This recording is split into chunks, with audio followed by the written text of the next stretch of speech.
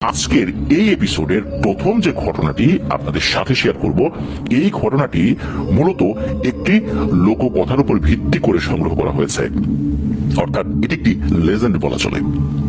এই ঘটনাটি আমাদেরকে যিনি পাঠিয়েছেন তিনি এর আগেও বেশ কয়েকটি দারুণ দারুণ ঘটনা পাঠিয়েছিলেন। তার নাম হাফিজ মোহাম্মদ আলহাজ উদ্দিন।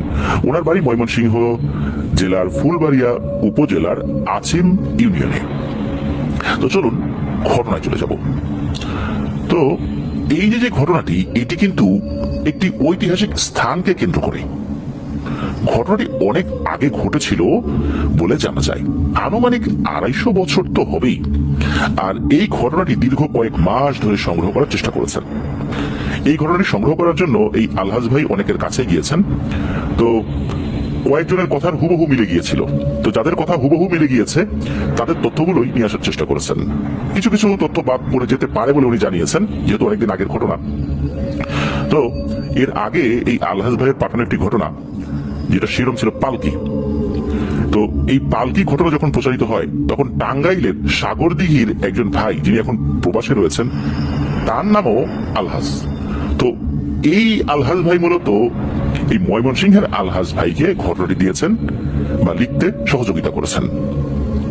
তো ওই আলহাজ ভাইকেও শুভেচ্ছা জানাচ্ছি, তিনিও আপনাদের হর ওয়ার্ল্ডের একজন রেগুলার লিসেনার। চলুন এবার ঘটনায় চলে যাই। প্রায় 250 বছর আগের, তো সময়টা অনুমান করে ধরে নেন কত সাল হতে পারে। ভারত থেকে, মানে ওই সময়ের ভারত, তখন তো আসলে ভারতবর্ষ বলতে পুরো এরিয়াটাকে বোঝাতো আর কি। তখন কলকাতা বা এই সাইড থেকে ব্যবসা করার উদ্দেশ্যে রাজার এক বংশধর আসে। তারা মূলত পাল বংশ। পাল বংশ বলতে সেই পূর্বের বহু আগের পাল বংশ না, অনেকে থাকে না এখনো তো পাল বংশ রয়েছে। তো ওনাদের নামে শেষে পাল এই বংশীয় পদবী ছিল। তো বাংলাদেশে ব্যবসা করার জন্য এসেছে অল্প কিছুদিনের জন্য, মানে বেশ কিছু কাজ করে আবার চলে যাবেন এরকম আর কি।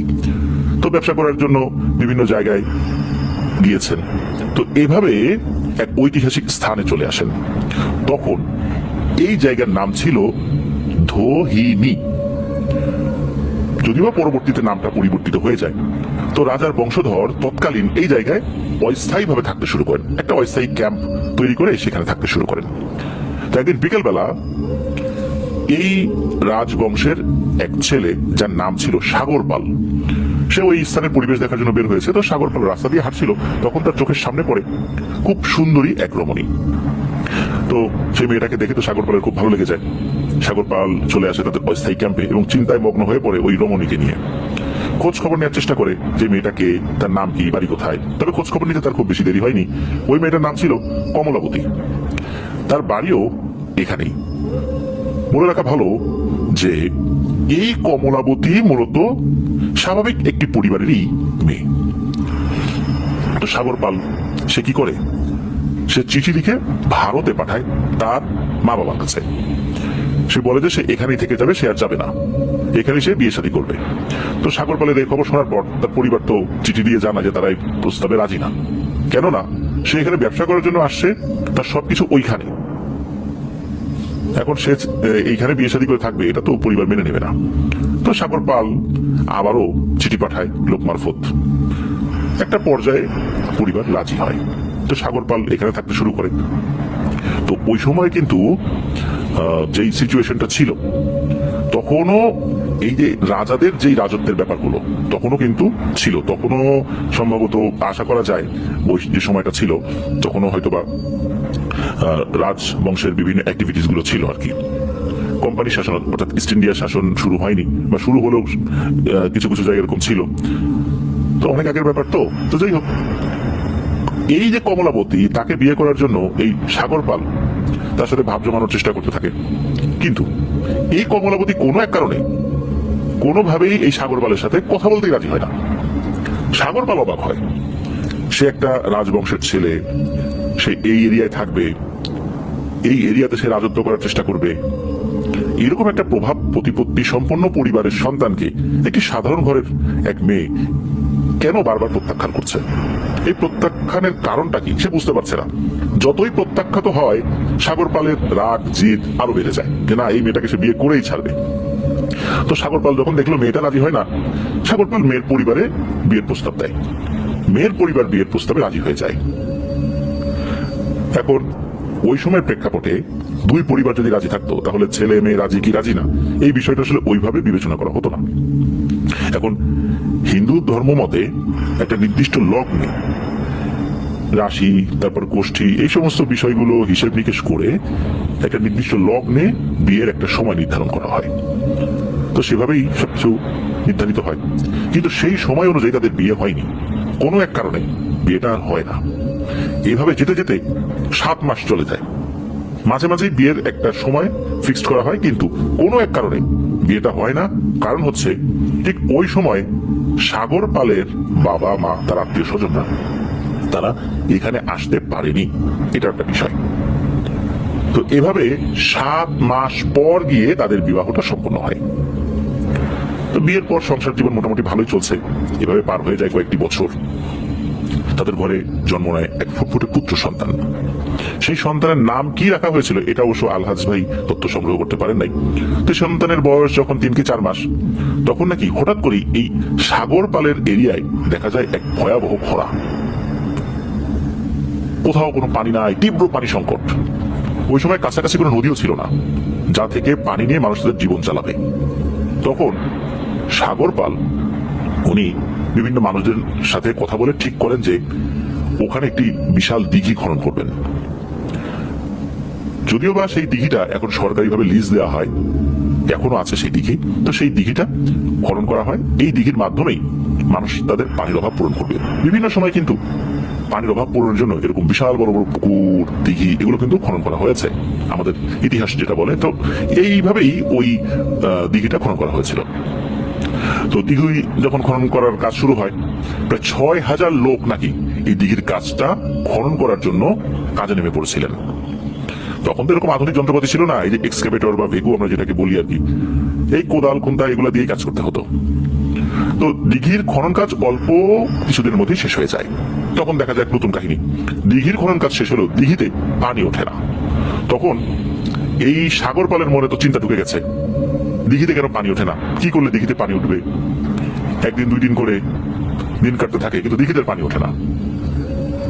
এক রাত্রে সাগর পাল ঘুমের ঘোরে স্বপ্নে দেখে যে রাজসভার পুরোহিতের মতো কেউ একজন তাকে বলছে যে দিঘির মাঝখানে একটা বিশেষ পূজা করে মাগরিবের আজানের ঠিক আগে আগে রানী কমলাবতী পুকুরে নেমে যদি মাঝখান পর্যন্ত খালি পায়ে হেঁটে যায় তাহলেই সেই দিঘিতে পানি উঠবে, এছাড়া দিঘিতে কখনোই পানি উঠবে না।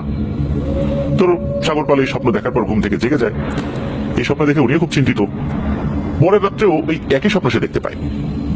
তো একই স্বপ্ন 3 দিন ধরে দেখেছে। এরপর এই সাগর পাল তিনি বেশ কয়েকজনের সাথে এই বিষয়টা শেয়ার করেন। পুরোহিত তার সাথেও শেয়ার করেছেন। পুরোহিতকে বলেন যে এই স্বপ্নটির ব্যাখ্যা আপনি খোঁজেন। তো পুরোহিত স্বপ্নের ব্যাখ্যাটি পেয়েও যান। স্বপ্নে যেভাবে দেখানো হয়েছে ঠিক সেভাবেই যদি কাজ না করা হয় তাহলে নাকি কখনোই এই দিঘিতে পানি উঠবে না। তখন সাগর পাল খুব মলিন মুখে পুরোহিতকে জিজ্ঞেস করে, আচ্ছা এইভাবে না হয় করলাম কাজটা, এই শুকনো পুকুরে কমলাবতী যদি নামে তারপর যদি পানি ওঠা শুরু হয় তখন কি হবে, কমলাবতীর ক্ষতি হবে না তো, এছাড়া অন্য কোনো উপায় কি আছে? তখন পুরোহিত বলেন যে না, আর কোনো উপায় নেই। উপায় তো না পেয়ে সাগর পাল রাজি হয়ে যান এই কাজে। কমলাবতীকে গিয়ে যখন এই কথা বলা হয়, কোনো ধরনের উচ্চবাচ্য ছাড়াই, কোনো ধরনের চিন্তা ছাড়াই কমলাবতী এক বাক্যে রাজি হয়ে যান। বলেন যে রাজ্যের মানুষের উপকার হবে, এই জন্য আমি এক বাক্যে রাজি হয়ে গেলাম। তো এভাবে এক বাক্যে রাজি হওয়ার এই ব্যাপারটাও একটা রহস্যের উদ্রেক করে সাগর পালের মনে। কেননা যেহেতু এই বিয়েতে কমলাবতী রাজি ছিল না, আর বিভিন্ন বিষয়ে কমলাবতী সাগর পালের সাথে দ্বিমত করত। একটা পর্যায়ে মেনে নিত, আবার কোনোটা মেনেই নিত না। কমলাবতী কোনো কিছু একদমই যদি মেনে না নিত, সাগর পাল সেখান থেকে সরে আসতো। কিন্তু এক বাক্যে সব কথায় কমলাবতী রাজি হতো না, চিন্তা ভাবনা করতো আর কি। স্বামী বলছে দেখি রাজি হয়ে যেতে হবে, বিষয়টা এরকম না। কিন্তু এমন একটা বিষয় যেটা যে কোনো ব্যক্তির মনে ভয়ের উদ্রেক করতে পারে, সেই বিষয়টায় কমলাবতী এক বাক্যে রাজি হয়ে যায়। তো দিনক্ষণ ঠিক করে পুকুরের মাঝে শিব পূজা শুরু করা হয়। সময় মতো কমলাবতী নেমেও পড়েন ওই পুকুরে। আর এই কাজগুলো পুকুরের উপরে দাঁড়িয়ে দেখছিল হাজার হাজার মানুষ। সেখান থেকে শুরু হয় ভয়ানক এক ঘটনা। ওই কমলাবতী যখন 1 পা 2 পা করে হেঁটে হেঁটে পুকুরের ঠিক মাঝখানে যায়, তখন সবার চোখের সামনেই পুকুরের নিচ থেকে পানি ওঠা শুরু হয়। আর এই পানি নাকি এমন ভাবে উঠছিল যে কয়েক মিনিটের মধ্যেই কমলাবতীর কোমর পর্যন্ত পানি নিচে ডুবে যায়। তো পুকুরের উপর থেকে সবাই কমলা রানীকে পুকুর উপরে আসতে বলে। কিন্তু এখানে ঘটল এক অন্য ঘটনা। মনে হচ্ছে কমলাবতী স্বেচ্ছাই আস্তে আস্তে পুকুরের ভিতরে আবার চলে যাচ্ছে। সে সবার ডাক শুনছে, তাকাচ্ছে, দেখছে, কিন্তু সেগুলোতে তার কোনো ভ্রুক্ষেপ নেই। সে ডুবে যাচ্ছে, সে যে উঠে আসার চেষ্টা করবে এরকমটা তার মধ্যে দেখা যাচ্ছে না। সে যেভাবে দিব্যি স্বাভাবিকভাবে নেমে গিয়েছিল ওভাবেই সে স্বাভাবিকভাবেই আরো গভীরে চলে যাচ্ছে। তো সে যখন চলে যাচ্ছে গভীরে, তখন উপস্থিত বেশ কিছু লোকজন যখন দেখতে পেল রানী ডুবে যাচ্ছে, তখন বেশ কিছু লোকজন যারা ভালো সাঁতার জানতো তারা লাফ দিয়েছে পুকুরের পানিতে। কিন্তু দুঃখের বিষয় হলো তারা অনেক দ্রুত সাঁতরে এগিয়ে যাওয়ার পরও ঠিক কমলাবতীর কাছাকাছি যখন গিয়েছে তখন মনে হলো কমলাবতী নিজেই পানির নিচে ডুবে চলে গেল। এই যে ডুবে চলে যাচ্ছে তার মধ্যে কোনো ভয় নেই, শঙ্কা নেই, আতঙ্ক নেই। এটা কিভাবে সম্ভব? অতল পানিতে হারিয়ে যায়। যেখানে হারিয়ে গেল তারা ওখানে পৌঁছালো, সেখানেও একটু খোঁজ করলো আর কি। এরপর আরো হাজার হাজার মানুষ চোখের সামনে পানির মধ্যে ঝাঁপ দিল। তারাও একই জায়গায় এসে রানী কমলাবতীকে খোঁজার চেষ্টা করলো। তখন তো পানি উঠেছে সবে, খুব যে গভীর হয়ে গেছে তাও কিন্তু না, অনেক পানি উঠেছে তখন তা কিন্তু না। এই অল্প পানিতেই কমলাবতী মনে হলো নিমিষেই হারিয়ে গেল। কোথাও কমলাবতীকে পাওয়া গেল না। বিভিন্ন জায়গা থেকে অল্প সময়ের মধ্যেই জাল নিয়ে আসা হলো, ওই দিঘির প্রত্যেকটা জায়গায় জাল ফেলা হলো, কিন্তু কমলাবতীকে আর পাওয়া গেল না। কয়েকদিন টানা খোঁজ করা হলো, কোনো লাভ হলো না, ফলাফল শূন্য। কমলাবতীর কোনো খোঁজ নাই। এরপর বেশ কিছু ডুবুরি নামানো হয়েছে। তৎকালীন যে ধরনের ডুবুরিটা থাকতো আর কি, এরকম ডুবুরি এখনো কিছু কিছু দেখা যায়। তো ওনারা অক্সিজেন ছাড়াই নিচে নামে। দেখা যাচ্ছে তারা পানির নিচে কেউ কেউ 5 মিনিট, 10 মিনিট, 15 মিনিট, 20 মিনিট পর্যন্ত থাকতে পারে। এই ধরনের একটা প্র্যাকটিস তারা কিন্তু করেছে, বংশ পরম্পরায় তারা ডুবুরি হয়েছে। তো এই ধরনের ডুবুরি কিন্তু তখন পাওয়া যেত। সবাই তো ধরে নিয়েছিল যে এটা আর পাওয়া যাবে না, অর্থাৎ কমলাবতীকে পাওয়া যাবে না। তো ডুবুরিরা যখন কমলাবতীকে খুঁজতে পানির নিচে ডুব দেয় তারাও ব্যর্থ হয়। সবাই হাল ছেড়েই উপরে উঠে চলে আসে। সবাই বলা বলি করতে থাকে যে কমলাবতীকে পানির নিচে নিয়ে গেছে, কারণ তার ডেড বডিও তো পাওয়া যাচ্ছে না। এদিকে এই সাগরপালের একমাত্র পুত্র দুগ্ধপোষ্য শিশু মাকে কাছে না পেয়ে ক্ষুধায় চিৎকার করে কান্নাকাটি করতে থাকে। এইভাবে দিন যে রাত হয়ে গেছে, ওই দিন তো চলে গেছে, পরের দিন যেও রাত হয়ে গেছে। এখন সাগরপাল কমলাবতীকে তো খুব ভালোবাসতেন, স্ত্রীর কথা ভেবে সে শোকা হতো। আবার তার শিশু সন্তান বুকের দুধ খাওয়ার জন্য কান্নাকাটি করছে, অন্য কোনো মহিলার বলেই যাচ্ছে না। সে কি করবেন চিন্তা করতে করতে একটা সময় উনি ঘুমিয়ে যান। আর ঘুমের ঘোরে সাগরপাল একটি স্বপ্ন দেখেন। এই স্বপ্নের মধ্যে উনি দেখেন এই যে কমলাবতী তার স্বপ্নে এসেছে, এসে বলছে, হে সাগরপাল, আপনি কেমন করে পারলেন এত জঘন্য একটি কাজ করতে? আমরা চাইলেই আপনাকে অনেক বড় শাস্তি দিতে পারি, কিন্তু আমরা আপনাকে কোনো শাস্তি দেব না, কারণ আমার একটি সন্তান আপনার কাছে আছে। আপনি এখনই ঘুম থেকে উঠেন, উঠে এই সন্তানকে পুকুরের ওই জায়গাটাতে রেখে আসবেন। ঘুমের মধ্যেই ওই জায়গাটা দেখিয়ে দেয় আর কি, একটা জায়গার কথা বলে দেয় যে ওইখানে গিয়ে রেখে আসবেন, আর কিছুক্ষণ পর গিয়ে নিয়ে আসবেন। একটা কথা মনে রাখবেন, সন্তানকে রেখে আপনি সরাসরি প্রাসাদে চলে আসবেন। অর্থাৎ তারা যে প্রাসাদটা তৈরি করেছিল এখানে নতুন করে, অস্থায়ীভাবে থাকতো তো প্রথম, পরপর তো প্রাসাদ তৈরি করেছে, তো প্রাসাদে চলে আসবেন, কোথাও দাঁড়াবেন না, আর ভুলেও পেছনের দিকে ফিরে তাকানোর চেষ্টা করবেন না। তো এভাবে করে প্রত্যেক রাত্রে তাকে রেখে আসবেন, আর আমি এসে ওকে দুধ পান করিয়ে যাব। এমন স্বপ্ন দেখার পর রাজা সাগরপাল ঘুম থেকে উঠে পড়ে। একই স্বপ্ন দেখলেন, এটা নিয়ে উনি চিন্তিত হয়ে পড়েন। কারণ প্রথম রাতে দেখেছেন উনি যে লাফ দিয়ে সেখানে চলে বিষয়টা এরকম না, পরের রাত্রে দেখেছেন এরকম তো কয়েক রাত দেখেছেন। প্রথম রাত দেখার পর চিন্তিত হয়ে পড়ছেন, পরের রাত দেখছেন চিন্তিত হয়ে পড়ছেন। বাচ্চাকে কোনো না কোনো ভাবে খাবার খাইয়ে ঠান্ডা রাখার চেষ্টা করছিলেন আর কি। রাজ পুরোহিতের সাথে যোগাযোগ করেন। এখন রাজ পুরোহিত পরামর্শ দেন যে আপনি কাল বিলম্ব না করে আপনি স্বপ্নে যেটা দেখেছেন সেটাই করুন, এটাতেই মঙ্গল হবে। বাচ্চাকে ওখানে রেখে আপনি সরাসরি ঘরে চলে আসবেন, কিছুক্ষণ পর আবার গিয়ে নিয়ে আসবেন। সত্যি তাই, পরের রাত্রে ওই শিশু পুত্র সন্তানকে কমলাবতী দেখিয়ে দেওয়া জায়গায় উনি রেখে আসেন। তখনও কিন্তু তার পুত্র খুব কান্নাকাটি করছিল। সন্তানকে রেখে প্রাসাদে ফেরার জন্য উনি যেই না ঘুরেছেন, হঠাৎ করে উনি শুনতে পান ছেলেটা কান্নাকাটি করছে না, মনে হচ্ছে সে যেন কার সাথে হেসে হেসে খেলা করছে। কমলাবতীর কড়া নির্দেশ ছিল সন্তানকে রেখে উনি যেন সরাসরি ঘরে চলে আসেন, পেছন দিকে ফেরত যেন উনি না তাকান। তো উনি তো চলে আসছেন। কিছুক্ষণ পর উনি আবার গিয়েছেন বাচ্চাকে নিয়ে আসতে, দেখা গেল বাচ্চাটা ওখানেই আছে। যাওয়ার সময় চিন্তা করছিলেন যে আচ্ছা আমি যে যাচ্ছি আমার বাচ্চাটা ঠিকঠাক আছে তো, ওকে ঠিকঠাক ভাবে পাবো তো। তো উনি ওখানে গিয়ে ঠিকঠাক মতোই পেয়ে যান। তবে উনি যখন ওইখানে যান উনি শুনতে পান পুকুরের পানিতে কিছু একটা নামার শব্দ। উপর থেকে কেউ পুকুরের মধ্যে নেমে গেলে এক ধরনের কলকল শব্দ হয় না পানিতে, ওইরকম একটা শব্দ। তবে রাত হওয়ার কারণে কিছুই দেখতে পান নাই। সাগরপালের মনের মধ্যে এক অজানা ভয় কাজ করে, তাড়াতাড়ি পা চালাচ্ছেন উনি। তো ওইখানে শুধু সাগরপালের যাওয়ারই অনুমতি ছিল, সে যে অন্য কোনো লোকজন নিয়ে যাবে এমনটার অনুমতি কিন্তু ছিল না।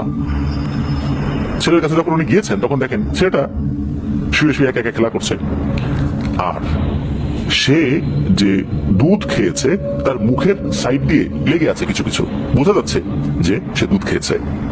তো এমন দৃশ্য দেখে সাগরপালের মনে অল্প সময়ের জন্য আনন্দ হয়, কিন্তু তার মধ্যে অনেক রহস্য সম্পর্কিত প্রশ্নেরও উদিত হয়।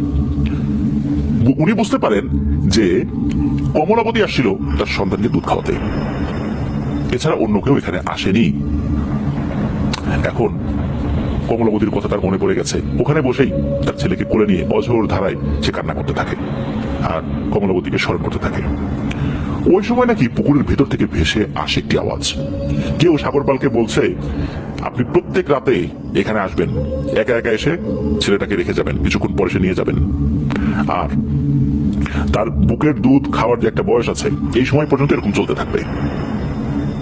আর আপনি এখন কান্নাকাটি করবেন না, আপনি এখন ঘরে ফেরত যান। তো এটা শোনার পর সাগরপাল সে সন্তানকে নিয়ে ঘরে চলে আসে। তো এইভাবেই চলতে থাকে সময়। প্রতিদিন রাতের বেলা একটা নির্দিষ্ট সময় সাগরপাল তার সন্তানকে নিয়ে রেখে আসেন সেই একটা নির্দিষ্ট জায়গায় ওই পুকুরের পাড়ে, কিছুক্ষণ পর আবার গিয়ে নিয়েও আসেন।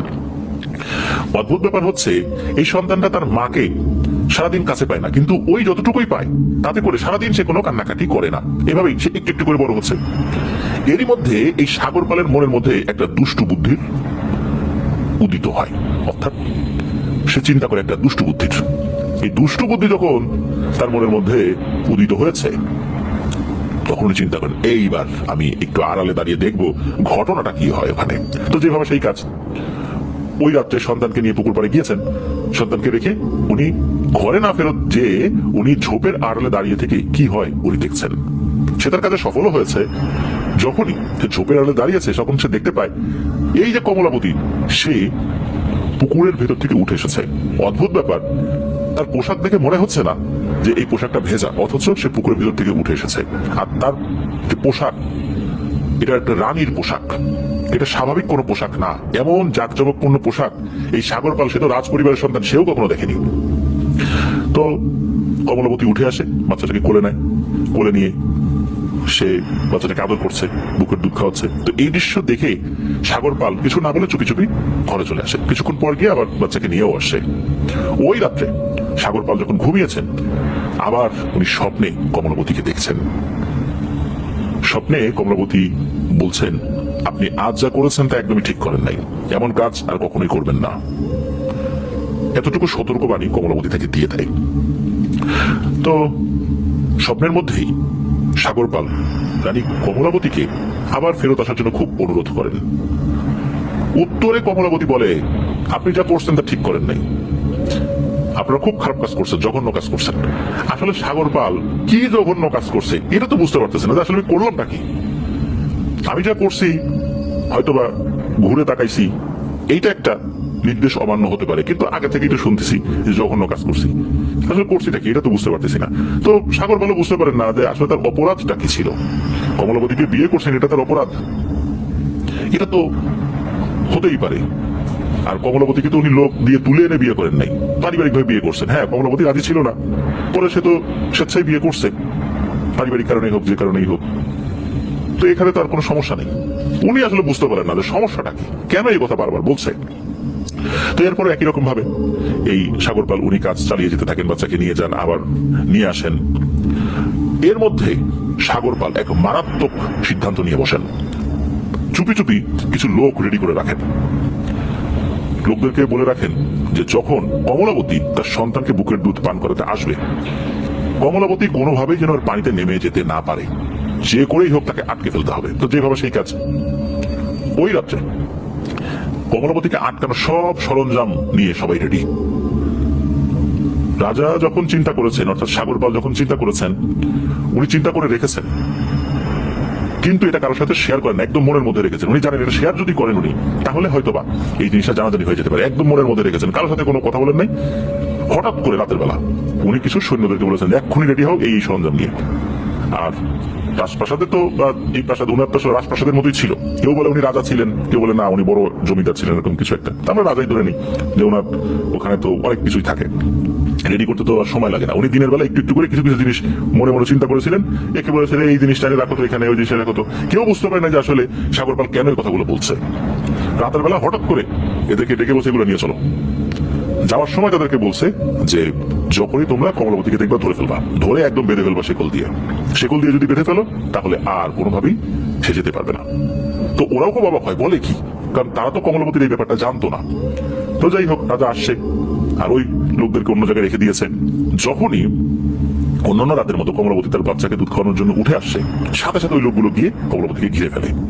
ঘিরে ফেলার সাথে সাথে তার হাতে পায়ে গলায় শেকল লাগিয়ে দেয়। তখন হয় কি, ওই দিঘির মধ্যে পানির ভিতরে প্রচন্ড আলোড়ন সৃষ্টি হয়, কিন্তু তাতেও তারা থেমে যায়নি। কমলাবতীও খুব চেষ্টা করেছিল পানিতে নামার জন্য। তখন কমলাবতী সাগরপালকে বলেছিল, আপনি আজকে যেটা করলেন মোটেও ঠিক কাজ করলেন না। আপনারা যদি ভালো চান তাহলে এখনই আমাকে ছেড়ে দেন, তাহলে কিন্তু খুব বড় ক্ষতি হয়ে যাবে সবার। কিন্তু এই সমস্ত কথা সাগরপাল কানেই তোলেন নাই। টেনে হিচড়ে কমলাবতীকে প্রাসাদে নিয়ে আসলেন।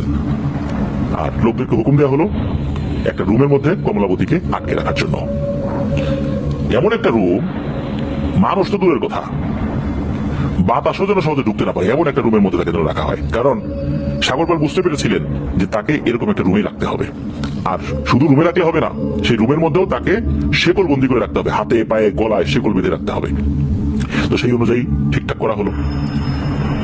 সেই রুমটা ছিল অন্ধকার, হাতে পায়ে শিকলের বেরি পরানো। এরপর সবাই ঘুমাতে চলে যায়। সকালবেলা সাগরপাল যখন লোকজন নিয়ে সেই রুমের কাছে আসে এবং ওই রুমটা খোলে, দেখে এক আজব ঘটনা। ঘর বন্ধ, বাইরে থেকে লক করা, শিকলগুলো ঠিকঠাক আছে, কিন্তু কমলাবতী সেই ঘরে নাই। এই ঘটনা দেখে তো সবাই অবাক। ঘরের সব জায়গায় কমলাবতীকে খোঁজা হয়, কিন্তু তার কোনো খোঁজ খবর নাই। সাগরপাল সহ তো সবাই অবাক যে এটা কিভাবে সম্ভব হয়। এটা জানাজানি হয়ে যায় যে রানী কমলাবতী এই পুকুরের ভেতরে আছেন, তাকে এইভাবে ধরে আনা হয়েছিল। এরপর লোকজন তো সবাই জেনে গেছে। এতদিন তো আসলে এই বিষয়টা কেউ জানতো না। আসলে এটা কিভাবে সম্ভব হলো এটা থেকে বুঝতে পারছে না। তবে রাজ পুরোহিতকে যখন এই সব ঘটনা খুলে বলা হয়, তার কাছে জানতে চাওয়া হয় যে আসলে এটা কিভাবে হলো। কিন্তু রাজ পুরোহিত তার জানা বিদ্যা প্রয়োগ করে একদম কিচ্ছুই জানতে পারেন নাই, কিছুই না। তার অনুগত জিনেরা ছিল, তারা এসে জানায় যে তারা অনেক চেষ্টা করেছে, কিন্তু হাজার চেষ্টা করেও কোনোভাবেই বিন্দু বিসর্গও জানতে পারে নাই, মানে কোনো তথ্যই জানতে পারে নাই, আগা মাথা মাঝে কিচ্ছু না। কেন হয়েছে, কি হইলো, কমলাবতী কেন পুকুরের ভিতরে গেছে, কেন উঠে আসে আবার চলে যায়, এখানে ধরে আনা হলো আবার কিভাবে চলে গেল, কারা নিয়ে গেল, এখন সে কোথায় আছে, কিচ্ছু না, কোনো তথ্যই তারা কেউ বলতে পারে না। এরপর ওই পুকুরে ওই সময় অভিজ্ঞ কিছু ডুবুরি নামানো হয়, বেশ কয়েকজন ডুবুরি নামে। তো এরপর একজন ডুবুরি আর উঠে আসে না, অন্য সব ডুবুরি উঠে আসে। অনেকক্ষণ হয়ে যায়, উঠে আসে না, উঠে আসে না। এতক্ষণ তো থাকার কথা না, ওই সময় তার এরকম অক্সিজেন সিলিন্ডার ছিল না যে যার দক্ষতা অনুযায়ী পানির নিচে অনেকক্ষণ থাকতো। অনেকক্ষণ পর যখন সবাই চিন্তা করে একে পাওয়া যাবে না, হারিয়ে গেছে, নিশ্চয়ই একে পানির নিচে কিছু নিয়ে গেছে, হঠাৎ করে ওই ডুবুরি ভেসে ওঠে একদম সুস্থ জীবিত অবস্থায়। ওই ডুবুরির হাতে ছিল বড় বড় দুটি রুই মাছ, মাছগুলো জীবিত। এই ঘটনা দেখে সবাই তো অবাক, আর অবাক হওয়ারই কথা, এতক্ষণ পর এই ডুবুরি ভেসে উঠলো আর কি। তো ডুবুরি আস্তে আস্তে পুকুরের পাড়ে উঠে আসে, তবে ডুবুরির মুখটি ছিল খুবই মলিন। সে মনে হচ্ছে এমন কিছু দেখেছে যা দেখে সে খুব ভয় পেয়েছে, আর সে কারোর সাথে কথা বলতে চাইছিল না। পুকুরের পাড়ে উঠেই বাকি সব ডুবুরিকে বললো, চলো এখন এই জায়গা থেকে, এখানে থাকলেই বিপদ। তো ডুবুরির কথাগুলো সবাই তো শুনলো। এদিকে সাগরপাল এসে সে ডুবুরিকে বললো যে বলো, তুমি পানির নিচে এতক্ষণ কি করছিলে, কোথায় ছিলা, তুমি কি দেখেছো? সাগরপালের সেই প্রশ্নের উত্তরে ওই ডুবুরি বললেন যে দেখুন, আমি আপনাকে এই বিষয়ে কোনো উত্তর দেব না। আপনার জন্য কাজ করছে, আমাদের টাকার কোনো দরকার নেই, আমরা এখন চলি, আমাদেরকে বিদায় দেন। কিন্তু সাগরপাল কোনোভাবেই ওই ডুবুরিকে ছাড়বে না। পুকুরের নিচে কি হয়েছে সেটা তাকে শুনতেই হবে। সাগর পালের এমন পিড়াপিড়িতে একটা সময় ডুবুরি রাজি হয় সবকিছু বলতে, কিন্তু একটা শর্ত জুড়ে দেয়। শর্ত হচ্ছে ডুবুরি সব কথা বলবে, আর এটা বলার পর তার নাক মুখ দিয়ে রক্ত উঠবে এবং সে মারা যাবে। যদি এটা সত্যি ঘটে তাহলে তার পরিবারকে দেখাশোনা করতে হবে, ভরণ পোষণ করতে হবে। একথা শুনে সাগর পাল ডুবুরিকে আশ্বাস দেন যে হ্যাঁ আমি সেটা করব, তুমি বলো। সকলের সামনে যেহেতু সাগর পাল প্রতিশ্রুতি দিয়েছেন, এরপর ওই ডুবুরি বলতে থাকে যে কি দেখেছে। ওই ডুবুরি বলতে থাকে যে আমি যখন পানির নিচে ডুব দিই তখন স্বাভাবিকভাবে পানির নিচে খুঁজতে থাকি। এভাবে 1-2 মিনিট চলে যায়। আমি একটু একটু করে নিচে যাওয়ার চেষ্টা করছি। হঠাৎ করেই আমি অনুভব করি মনে হচ্ছে কোনো এক অজানা শক্তি আমাকে একটু একটু করে পানির একদম তলদেশে নিয়ে যাচ্ছে, যেটা আমি চাচ্ছিলাম না। আমি এটাও ভাবছিলাম যে এই পুকুর তো এত গভীর না, আমি শুধু নিচে যাচ্ছি তো যাচ্ছি, যাচ্ছি তো যাচ্ছি, এটা কিভাবে সম্ভব। হঠাৎ করে আমি দেখি পানি একদম পরিষ্কার, আর পানির নিচে অনেক আলো। আর সবচেয়ে বেশি আশ্চর্য হই যে আমি ওখানে স্বাভাবিকভাবেই শ্বাস প্রশ্বাস নিতে পারছিলাম। আমি তখন পানির নিচে এদিক ওদিক ভালোভাবে দেখতে থাকি। এরই মধ্যে আমার সামনে উপস্থিত হয় বিশাল বড় বড় দুটি গজার মাছ। এই মাছগুলো এসে আমার সাথে স্বাভাবিকভাবে মানুষের মতো করে কথা বলতে থাকে। মাছগুলো আমাকে বলে তুমি ভয় পেও না, আমাদের পেছনে পেছনে আসো। মাছগুলোর মুখে এমন কথা শুনে আমি একটু ভয় পেয়ে যাই, আবার তৎক্ষণাৎ নিজেকে স্বাভাবিক করে তুলি। তো আমি মাছগুলোর পেছন পেছন যেতে থাকি। মাছগুলো আমাকে পানি দিয়েই নিয়ে যাচ্ছিল। আমি নিঃশ্বাস নিতে পারছি, কোনো অসুবিধা হচ্ছে না। সামনে আমি যতই আগাচ্ছিলাম পানি দিয়েই আগাচ্ছিলাম, পানিতে ছিল না ওই জায়গায়, বিষয়টা এরকম না। তো এভাবে কিছু দূর আগানোর পর আমি চোখের সামনে দেখতে পাই একটি রাজপ্রাসাদের মতো ঘর দেখা যাচ্ছে, আর সেই ঘরের চারপাশ দেয়াল দিয়ে ঘেরা। আর দেয়ালের কাছাকাছি এসে দেখি বিশাল বড় একটি গেট। তো মাছগুলো আমাকে সেই গেট দিয়ে ঢুকতে বলে, আমিও গেট দিয়ে ভিতরে ঢুকে যাই, কিন্তু মাছগুলো গেটের ভিতরে ঢোকেনি। বলেছিল তাদের অনুমতি এই পর্যন্তই। গেটের ভিতরে গিয়ে আমি তো পুরোই অবাক। সেখানে দেখি চোখ জুড়ানো অপূর্ব সৌন্দর্যময় এক সুন্দর জগৎ। ওখানে আবার পানি নেই, সেখানে পুকুর আছে, গাছপালা আছে, নদী আছে, এত সুন্দর সুন্দর ফলের গাছ, ফলগুলো বেশ বড় বড়। আমি তো এসব দেখে মুগ্ধ হয়ে দাঁড়িয়ে থাকি। এর কিছুক্ষণ পর আমার কাছে আসে দুজন লোক। তারা দেখতে একদম স্বাভাবিক মানুষের মতোই। তারা আমাকে বলে তোমাকে স্বাগতম আমাদের জগতে, এসো আমাদের সাথে, তোমাকে ভিতরে নিয়ে যাওয়ার অনুমতি এসেছে। তখন আমি তাদের সাথে সাথে চলতে থাকি। তারা আমাকে নিয়ে ঢোকে সেই রাজপ্রাসাদে। সেখানে গিয়ে আমি তো পুরোই অবাক। আর অবাক কেনই বা হব না, সেখানে গিয়ে দেখি বিশাল বড় একটি সিংহাসন, আর সেই সিংহাসনেই বসা আছেন আমাদের রানী কমলাবতী। তার পরনে ছিল বেশ সুন্দর পোশাক, আর মাথায় ছিল রাজমুকুট। রানী কমলাবতী আমাকে দেখে জিজ্ঞেস করে কেমন আছো তুমি? তখন আমি উত্তর দিই আমি ভালো আছি, আপনি কেমন আছেন? তখন রানীও বলে আমি বেশ ভালো আছি। এই কথা বলে রানী আমাকে কাছে ডাকেন এবং একটি বসার জায়গা দেখিয়ে দিয়ে সেখানে বসতে বলেন। আমিও রানীর কথা মতো রানীর কাছাকাছি গিয়ে সেই বসার জায়গায় বসে পড়ি। তখন রানী আমাকে জিজ্ঞেস করেন তুমি এখানে কেন এসেছো? রানীর এমন প্রশ্নের উত্তর আমি বলি আমাকে মহারাজ আপনাকে খোঁজার জন্য পাঠিয়েছেন। তখন রানী কমলাবতী আমাকে বলেন আমাদের সন্তানটি কেমন আছে? তখন আপনার কথাও জিজ্ঞেস করেন। তখন আমি বলি সবাই ভালো আছে। কিন্তু আপনি হঠাৎ করে কেন আমাদের সবাইকে ছেড়ে চলে আসলেন? তখন রানী কমলাবতী আমাকে বলেন আমি তো চলে আসিনি, আসলে এটাই আমার জায়গা, আমি আমার জায়গায় আসছি। আমাকে বরং জোর করে স্থলভাগে রেখে দেওয়া হয়েছিল, এটাই আমার জায়গা, আমি আমার ঠিকানা খুঁজে নিয়েছি, আমি স্বেচ্ছায় এখানে এসেছি। তোমরা যেটা দেখেছো এটা মূলত আমাদেরই পরিকল্পনা ছিল। এভাবেই একটা নির্দিষ্ট প্রক্রিয়ার মাধ্যম দিয়েই আমি এই জগতে চলে আসি। তখন আমি প্রশ্ন করতে যাব, ঠিক তখনই রানী কমলাবতী আমাকে বলেন বাবা তুমি এখন চলে যাও, আর গিয়ে তোমাদের রাজাকে বলবা সে যেন কষ্ট না পায়, আর আমাদের সন্তানের একটি নির্দিষ্ট বয়স হবার পর আমি আমার সন্তানকে আমার কাছে নিয়ে আসবো, আর আমার সন্তানকে নিয়ে আসার সময় সে যেন কোনো বাধা প্রদান না করে। আর সে যে কাজগুলো করেছে তা একদম ঠিক করেনি। তাকে আরেকটি কথা বলবা, আমি যে স্বপ্নে গিয়ে তাকে বলতাম আপনি যা করেছেন ভালো করেন নাই, এই কথাগুলো সেই জন্য তার বাবার কাছে গিয়ে জিজ্ঞেস করে যে আসলে ব্যাপারটা কি, কেন আমি এটা বলেছি। কারণ তার বাবা জানে এই কথার অর্থ কি। এই সমস্ত কথা বলার একটা পর্যায়ে হঠাৎ করে রানী কমলাবতী আমাকে একটা কঠিন শর্ত দিয়ে বসে। আমি চিন্তাও করতে পারিনি এরকম কঠিন শর্ত সে দেবে। এত সুন্দর করে কথা বললো আমার সাথে, হঠাৎ করে এমন কঠিন শর্ত আমাকে দিল যা শুনে আমি ভয় পেয়ে যাই। সেই শর্তটি হলো আমাদের মধ্যে যে কথাবার্তা হলো এই কথাগুলো কোনোভাবেই উপরে উঠে বলা যাবে না। তখন আমি বললাম উপরে উঠে যদি নাই বলি তাহলে কেন আমাকে বললেন যে এই কথাগুলো গিয়ে আমাদের রাজা সাগরপালকে বলতে হবে? তাহলে আমাকে কেন বলতে বলছেন? আবার বলছেন যে উপরে উঠে বলা যাবে না। তখন রানী কমলাবতী বললেন, এখানেই এই জগৎ থেকে তোমাদের জগৎ আলাদা। এখানে অনেক কিছুর ব্যাপার রয়েছে যা আসলে ব্যাখ্যা করা সম্ভব নয়। তুমি বলতে পারবে, কিন্তু বলার সাথে সাথে তোমার নাকে মুখে রক্ত উঠবে এবং তুমি মারা যাবে। ডুবুরি তখন রানী কমলাবতীকে বলেন যে, রানী কমলাবতী, আমি বুঝতে পেরেছি যে আমি এখানে নিজের ইচ্ছায় আসিনি, আপনি আমাকে নিয়ে এসেছেন এই কথাগুলো বলার জন্য। তাহলে কেনই আমাকে এমন কঠিন শর্ত দিয়ে দিচ্ছেন? কেন বলতে বলছেন, আবার আমার মৃত্যুর শর্ত দিয়ে দিয়েছেন? তাহলে আমি কিভাবে এই কথাগুলো বলবো? কিভাবে সাগরপাল এই কথাগুলো জানতে পারবেন? রানী কমলাবতী কোনো উত্তর দেন না, বলেন এটাই এখানকার নিয়ম, তুমি চলে যাও। তখন নাকি রানী কমলাবতী দুটো রুই মাছ এনে দিতে বলেন। এই দুটো রুই মাছ এই ডুবুরির হাতে দেওয়া হয়। তখন রানী কমলাবতী উনি তাকে যাওয়ার অনুমতি দেন। এরপর ঠিক যেভাবে এসেছেন ওভাবেই এই ডুবুরিকে নাকি উপর দিকে দিয়ে যাওয়া হয় আর কি।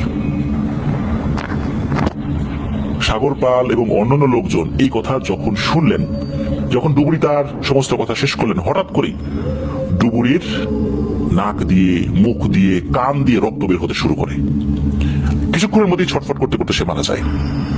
শর্ত অনুযায়ী সাগরপাল ডুবুরির পরিবারকে তার প্রাসাদে নিয়ে এসেছিলেন, তাদেরকে একটা কাজ দিয়েছিলেন এবং তাদের সকল ভরণ পোষণের দায়িত্ব নিয়েছিলেন। এখন সাগরপালের মধ্যে কিন্তু চিন্তা ঢুকে যায় যে তার বাবা সব জানে কিভাবে। এটার অর্থ কি? বাবার সাথে দেখা করতে হবে। তখন উনি নাকি ভারতে চলেছেন তার বাবার সাথে দেখা করতে। ভারতে ঠিক কোন জায়গায় ওনারা থাকতেন এটা অবশ্য জানা যায়নি। তো ভারতে চলে গিয়েছেন। যাওয়ার পর এই সাগরপালের বাবা তার কাছে যখন এই বিষয়ে প্রশ্ন করেছেন, তখন প্রথম দিকে উনি আসলে কিছু বলতে চাচ্ছিলেন না।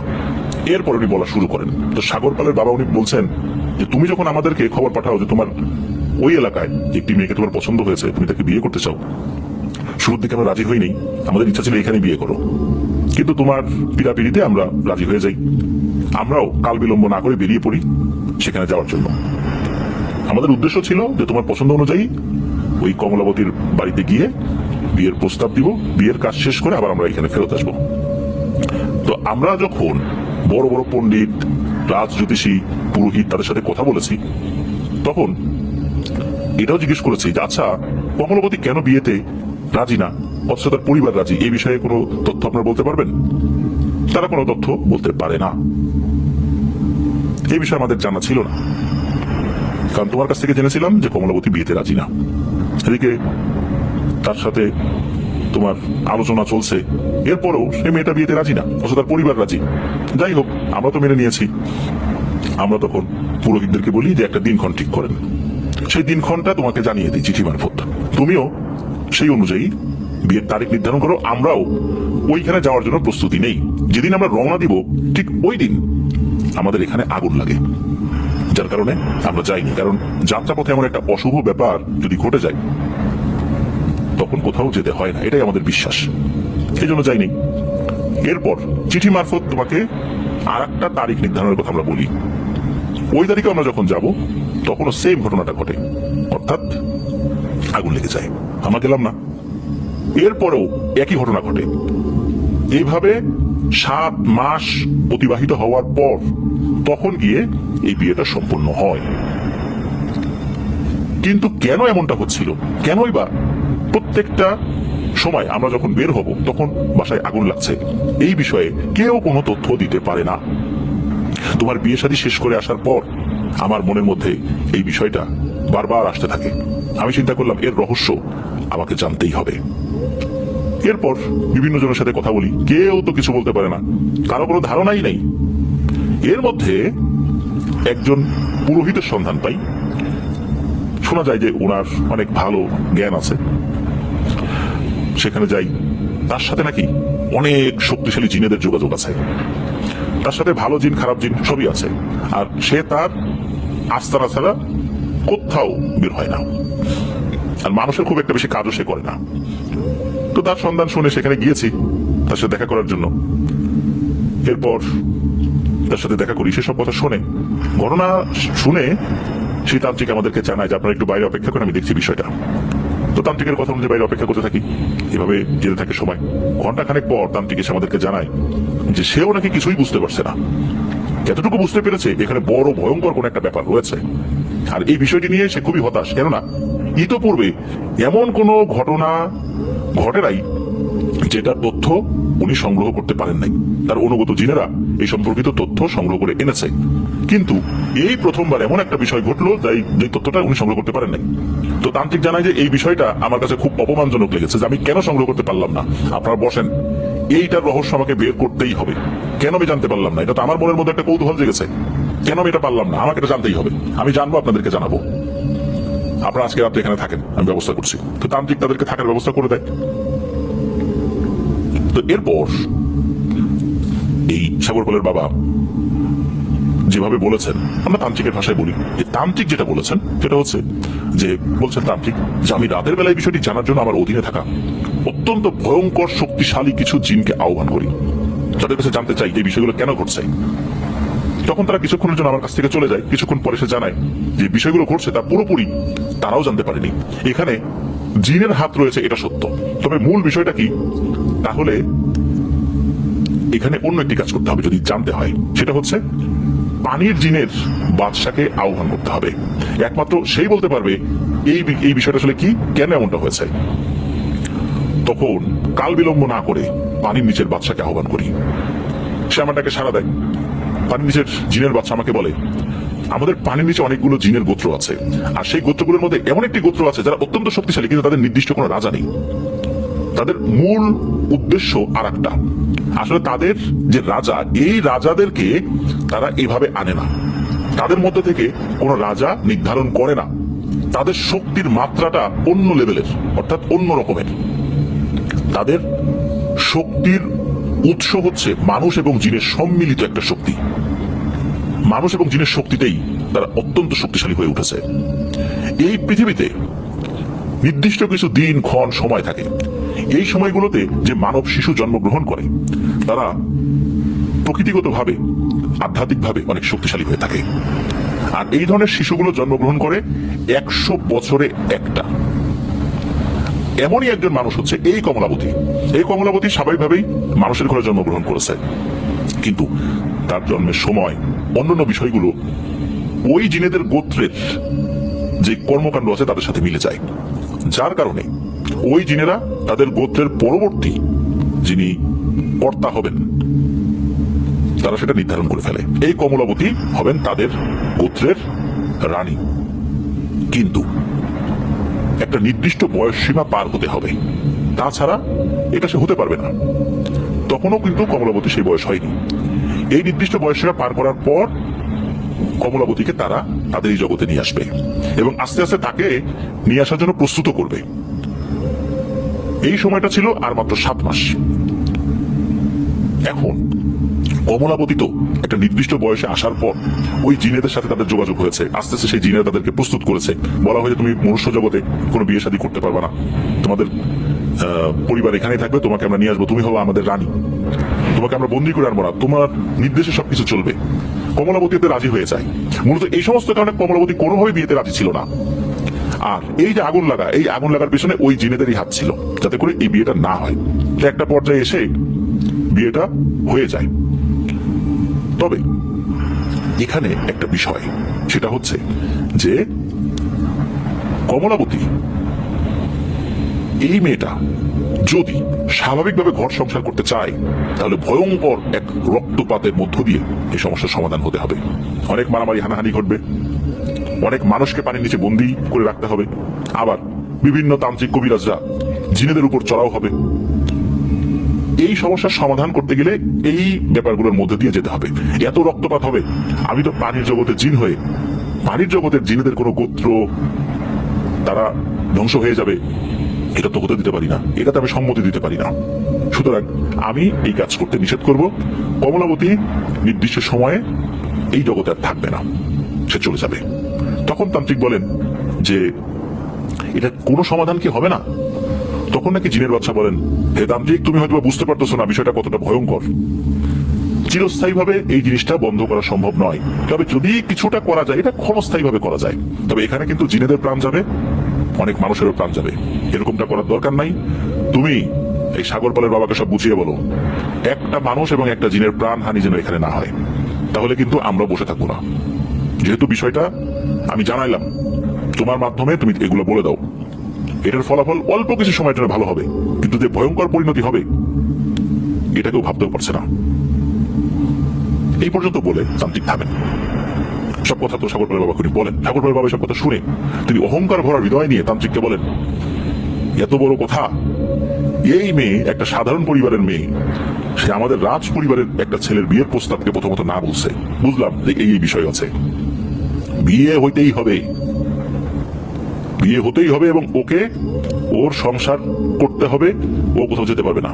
যা কিছু করার দরকার তাই করেন। সাগরপালের বাবা বলেন যে, বলুন তান্ত্রিক, এই কাজের জন্য আপনি কি চান? আপনি যা চাবেন আমি তাই দিব।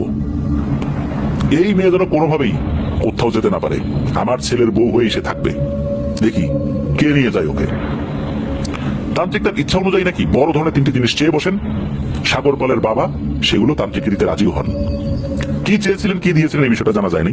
তো তান্ত্রিক তার মতো করে কাজ শুরু করে দেন। সাগরপালের বাবা সহ সকলকে বলেন যে চলে যেতে, প্রত্যেক মাসে একবার করে এসে খোঁজ খবর নিয়ে যেতে বলেন। এভাবে চলে যায় 7 মাস। 7 মাস পর ঠিকই রানী কমলাবতী এবং সাগরপালের মধ্যে বিবাহ হয়ে যায়। এই যে ব্যাপারগুলো, এই যে ঘটনাগুলো হলো, এই যে 7 মাস ধরে ধরে আস্তে আস্তে আস্তে আস্তে আস্তে একটা পর্যায়ে নিয়ে আসার পর মূলত বিয়েটা হয়েছিল। অথচ এর ভিতরেও কিন্তু এই যে আগুন লেগেছে, এটা সেটা এরকম ব্যাপারগুলো কিন্তু হয়েছে। তো একটা পর্যায়ে বিয়ে হয়ে যায়, আবার রানী কমলাবতী কিন্তু পানির নিচে চলে যায়। এটা কেন? এখানে তান্ত্রিক যে কাজগুলো করেছিল সেই কাজের শক্তি ছিল মূলত তান্ত্রিকের মৃত্যুর আগ পর্যন্ত। অর্থাৎ তান্ত্রিক যদি মারা যায় তাহলে কমলাবতীর উপরে করা সব ধরনের জাদু কেটে যাবে। সাগরপাল কমলাবতী সুসম্পর্কর জন্য যে কালো জাদু করা হয়েছিল সেটা কেটে যাবে। আর পানির নিচে যেই জিনগুলো রয়েছে তাদের উপরও কিন্তু বল প্রয়োগ করে কিছু জাদু করা হয়েছিল, এগুলো কেটে যাবে। হয়েছেও তাই। ওই তান্ত্রিক মারা গিয়েছিল, তান্ত্রিকের অনেক বয়স হয়ে গিয়েছিল, সে মারা গিয়েছিল, তখন এই বিষয়গুলো কেটে যায়। আর এরপরই ওই পানির নিচে জিনেরা তাদের জাদু বলে এক খরা সৃষ্টি করে ওই এলাকায়, তীব্র পানির সংকট সৃষ্টি করে। যেহেতু পানির জিন, নদী নালাগুলো সব শুকিয়ে ফেলে, নিচ থেকে পানিগুলো সব শোষণ করে ফেলে। তখন এই যে বিশাল দিঘি খনন করার একটা পরিকল্পনা হয়। আর এরপর ওই জিনেরাই স্বপ্ন দেখাতে থাকে যে কমলাবতীকে এখানে নিয়ে আসতে হবে। কমলাবতীও সবকিছু বুঝতে পারে, ঘটনাগুলো কি হচ্ছে, সে বুঝে চুপচাপ থাকে। দিঘি খননের পর সে নিজের ইচ্ছাই ওখানে গিয়েছিল, সে জানতো যে এরপরে কি হবে, সে নিজের ইচ্ছাই ওখানে চলে যায়। আর তারপর যেটা হয়েছে সেটা তো সবাই জানে। তো সাগরপালের বাবা সব কথা যখন সাগরপালকে বলেন, এটাও বলে, তুমি কমলাবতীকে ভুলে যাও বাবা, আমি হয়তো বেশি দিন বাঁচবো না, কারণ ওরা আমাকে বাঁচতে দিবে না। তোমার হাসি মুখটা দেখার জন্য এত কিছু করেছি, যা করে একদমই ঠিক হয়নি।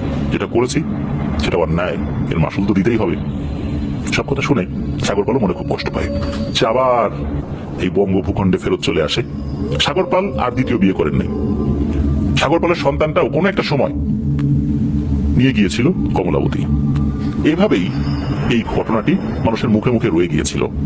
এই ঘটনার মধ্যে আরো অনেক তথ্য হয়তোবা থাকতে পারত, সুশৃঙ্খল ভাবে আরো অনেক তথ্য থাকতে পারত, কিন্তু যেহেতু আলহাজ ভাই বিভিন্ন মানুষের মুখ থেকে শুনে শুনে এইগুলো সংগ্রহ করেছেন, যার কারণে এই তথ্যগুলো যেভাবে উনি সংগ্রহ করেছেন সেভাবে আপনাদের সামনে উপস্থাপন করার চেষ্টা করেছি।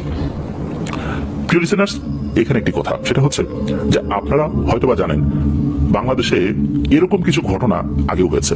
বিশেষ করে ঢোল সমুদ্র, ঢোল সমুদ্রের নাম আপনারা অনেকেই শুনেছেন। সেখানেও কিন্তু এই রকমের একটা ব্যাপার রয়েছে যে রানীকে ওই বলা হয় যে ওই পুকুরের মাঝখানে যেতে, কিন্তু রানী কিন্তু সেটা ইচ্ছা করে যান নাই, উনি কিন্তু ফেরত আসার চেষ্টা করছিলেন, কিন্তু হয় কি যে ওনাকে আর ওঠানো যায় নাই। ঢোল সমুদ্র কিন্তু এখনো রয়েছে। ঢোল সমুদ্র এই যে দিঘিটা, এটা কিন্তু ঝিনাইদহে। বলা হয় যে ঝিনাইদহের রাজা মুকুট রায় নামে এক প্রতাপশালী জমিদার ছিলেন, উনি মূলত এই ঢোল সমুদ্র দিঘিটা খনন করেছিলেন। আর সেখানে এই ধরনের একটা ঘটনা রয়েছে, আপনার ইউটিউবে সার্চ দিলেও ঢোল সমুদ্র সম্পর্কিত তথ্য পেয়ে যাবেন। তো প্রিয় লিসেনার্স, চলুন আমরা চলে যাব আমাদের এবারের এপিসোডের পরবর্তী আরেকটি নতুন ঘটনায়। তবে যাওয়ার আগে একটি সুসংবাদ যেটা আলহাজউদ্দিন ভাই আমাদেরকে দিয়েছেন, যে 2025 সালের রমজান মাসের আগের দিন উনি পুত্র সন্তানের পিতা হয়েছেন আলহামদুলিল্লাহ। ওনার ছেলের জন্য দোয়া চেয়েছেন, ওনার ছেলের নাম রেখেছেন ইয়ামিন। আমরা তার জন্য দোয়া করি, আল্লাহ তাআলা তাকে নেক সন্তান হিসেবে কবুল করুন, দেশ জাতি সকলের খেদমত করার তৌফিক দান করুন। প্রিয় লিসেনার্স, চলুন আমরা পরবর্তী ঘটনায় চলে যাই।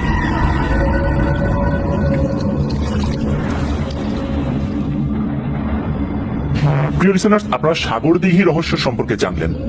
এখনো কি কমলাবতী ওই দিঘির মধ্যে ওই জগতে আছেন, নাকি উনি মৃত্যুবরণ করেছেন, নাকি অন্য কোনো এক কমলাবতীকে আবার রানী হিসাবে তারা নির্ধারণ করেছে?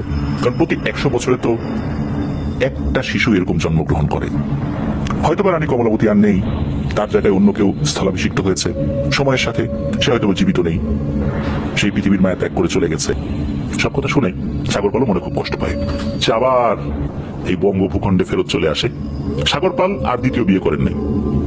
সাগরপালের সন্তানটাও কোনো একটা সময় নিয়ে গিয়েছিল কমলাবতী। এভাবেই এই ঘটনাটি মানুষের মুখে মুখে রয়ে গিয়েছিল। এই ঘটনার মধ্যে আরো অনেক তথ্য হয়তোবা থাকতে পারত, সুশৃঙ্খল ভাবে আরো অনেক তথ্য থাকতে পারত, কিন্তু যেহেতু আলহাজ ভাই বিভিন্ন মানুষের মুখ থেকে শুনে শুনে এইগুলো সংগ্রহ করেছেন, যার কারণে এই তথ্যগুলো যেভাবে উনি সংগ্রহ করেছেন সেভাবে আপনাদের সামনে উপস্থাপন করার চেষ্টা করেছি। প্রিয় লিসেনার্স, এখানে একটি কথা, সেটা হচ্ছে যে আপনারা হয়তোবা জানেন বাংলাদেশে এরকম কিছু ঘটনা আগেও হয়েছে, বিশেষ করে ঢোল সমুদ্র। ঢোল সমুদ্রের নাম আপনারা অনেকেই শুনেছেন। সেখানেও কিন্তু এই রকমের একটা ব্যাপার রয়েছে যে রানীকে ওই বলা হয় যে ওই পুকুরের মাঝখানে যেতে, কিন্তু রানী কিন্তু সেটা ইচ্ছা করে যান নাই, উনি কিন্তু ফেরত আসার চেষ্টা করছিলেন, কিন্তু হয় কি যে ওনাকে আর উঠানো যায় নাই। ঢোল সমুদ্র কিন্তু এখনো রয়েছে। ঢোল সমুদ্র এই যে দিঘিটা, এটা কিন্তু ঝিনাইদহে। বলা হয় যে ঝিনাইদহের রাজা মুকুট রায় নামে এক প্রতাপশালী জমিদার ছিলেন, উনি মূলত এই ঢোল সমুদ্র দিঘিটা খনন করেছিলেন। আর সেখানে এই ধরনের একটা ঘটনা রয়েছে, আপনার ইউটিউবে সার্চ দিলেও ঢোল সমুদ্র সম্পর্কিত তথ্য পেয়ে যাবেন। তো প্রিয় লিসেনার্স, চলুন আমরা চলে যাব আমাদের এবারের এপিসোডের পরবর্তী আরেকটি নতুন ঘটনায়। তবে যাওয়ার আগে একটি সুসংবাদ যেটা আলহাজউদ্দিন ভাই আমাদেরকে দিয়েছেন, যে 2025 সালের রমজান মাসের আগের দিন উনি পুত্র সন্তানের পিতা হয়েছেন আলহামদুলিল্লাহ। ওনার ছেলের জন্য দোয়া চেয়েছেন, ওনার ছেলের নাম রেখেছেন ইয়ামিন। আমরা তার জন্য দোয়া করি, আল্লাহ তাআলা তাকে নেক সন্তান হিসেবে কবুল করুন, দেশ জাতি সকলের খেদমত করার তৌফিক দান করুন। প্রিয় লিসেনার্স, চলুন আমরা পরবর্তী ঘটনায় চলে যাই।